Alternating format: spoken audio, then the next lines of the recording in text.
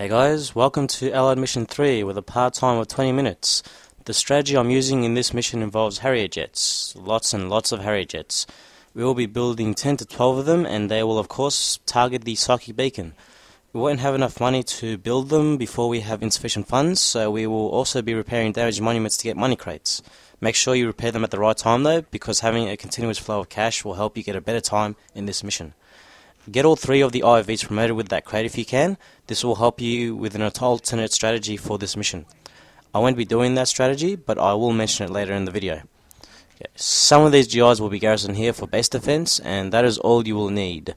The enemy forces will attack pretty often, but they will mainly be mind-controlled civilians, which die easily. I sometimes do put 1 pillbox down in the large space between the buildings just in case, although not this time, and there seem to be no ill effects. So yeah, no additional defences are needed. Now, once we have a barracks down, we train 2 more engineers. They will be transported in the IFVs to be used to repair damaged monuments. While we do that, we send the remaining GIs forward across the bridge to fortify a position. This is to protect the IFVs and in turn the engineers. When you release the engineers to repair monuments, be mindful that they do not get into the line of fire. Having to train another engineer would cost more time. As you can see down there, the first wave of mind-controlled civilians has arrived. They will attack whatever forces are closest to the enemy base, I believe, so they are attacking the IFVs. Once the GIs are garrisoned though, they will not be a problem. Okay, once the first ore refinery is built, we will build an Air Force command center straight away. Normally I build another ore refinery to get more money quickly, but in this case it would waste time and money, and I will have all the money I need anyway once the damaged monuments are repaired. No need for a war factory either, since that would also just waste time and money. Okay, there we are, our forces are in position, and once the first Air Force command center is up, we start building another and start building the jets. Don't forget to update the jet building queue once you build another Air Force command center. We use these IFVs to take care of the Tesla troopers here.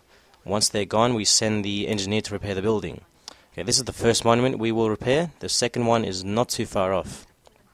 Remember also to keep an eye on building the airports and jets. Once again, be mindful of the jet building queue and update it accordingly.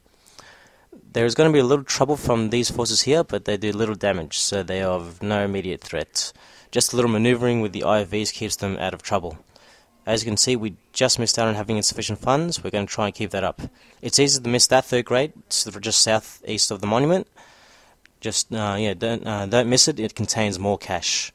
Okay, I built another power plant. Not sure if it was needed, but at the time it didn't seem to affect the mission time, since you will need all the planes to be built, and so far only 2 are built. So as you can see, we dedicated all resources to building these planes. These forces will be helping collect money crates.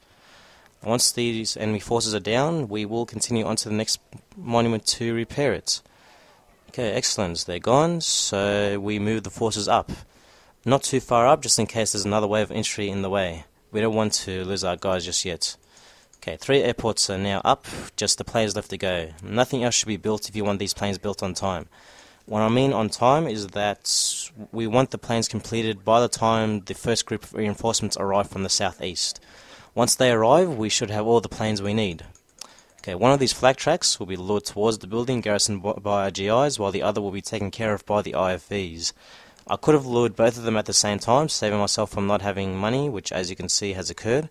That probably happened because I built that power plant. That's okay if that happens, of course. I do believe it can be avoided if you drop an engineer near the monument when the flag tracks attack the IFVs. You will still need to collect the crate though, so leave an IFV behind to collect it if you do that. Or you can just avoid building the power plant in the first place. Learn from my mistakes. Okay, the IFVs don't do a lot of damage to flag tracks, so get more than 1 to attack it to speed things up. Okay, those crates have been collected, so now we head straight for the last monument to repair. We will need the cash on this one. Don't be fooled by how much money you have. The Harrier jets are very costly. Don't forget to update your jet building queue, as I had forgotten to update mine at this point. Now, to the strategy I mentioned earlier, if you got all 3 of these IFVs promoted to veteran, it is possible to get them promoted to elite by just killing the infantry units that attack you and hang around these monuments. And then you can just go to destroy the beacon. Okay, now, as you can tell, I could have... there we go. I just updated the building queue for the jets. Could have done that sooner. Now, as you can tell, using these IFVs is a good strategy and will still get you below part-time, but I prefer my jet strategy since there is little chance of it backfiring unless you do something completely stupid, such as sending the jets straight towards the beacon without directing them first. Now that we have these crates, we head towards the opening in the enemy base. This is their weak spot here. The only defense is a lightly garrisoned building, 2 flak cannons, and a whole heap of tanks. This is where we will maneuver the planes around to, avoiding the rest of the base. Now, at this point I could have just ignored the tanks and continued with the IFVs, especially the elite one, and possibly have destroyed the beacon, or at least damaged it enough to need less Harrier jets so that I could have attacked sooner. Now, if you build the jets as soon as possible and get the money crates at the right time, the jets should be ready as soon as this batch of IFV reinforcements arrive. Yeah, these guys right here. Yep, we will have 12 planes by that time. I could have in fact attacked sooner, possibly with 9 planes. I think it takes 8 planes to take the beacon down, so you should build more since it is almost guaranteed that one of your planes will be shot down, well, before it reaches the target. But because of the flak cannon splash damage, there could be more than one plane downed, so I like to play it safe. If you get lucky though, the planes that get taken down could crash into the beacon, doing more damage, but that's only a slim chance considering the small area you need to hit. As you saw there, I lost 2 planes before I reached the target, so 9 planes would not have been enough. That is if it does indeed take 8 planes to destroy Saki Beacon. I'm not sure exactly how many it would take. Of course, like I said earlier, you could have just used the elite IFV strategy if you like, or you could combine them with the IFV reinforcements that you get. I think you get them at the 6-minute mark, so with a part time of 20 minutes, you will beat the clock pretty easily. And there we go. So with mission accomplished, we have a time of 7 minutes and 3 seconds, less than half the part time, so we absolutely killed it. Now, the Harrier jets isn't the only strategy you can use, of course. I did explain the elite IFV strategy. It could be possible to beat the mission a lot quicker with that strategy, or a combination of jets and IFVs. Whatever strategy you do, it is highly recommended that you take your engineers to the damaged monuments and get the cash bonus for repairing them. This will ensure you a quicker time.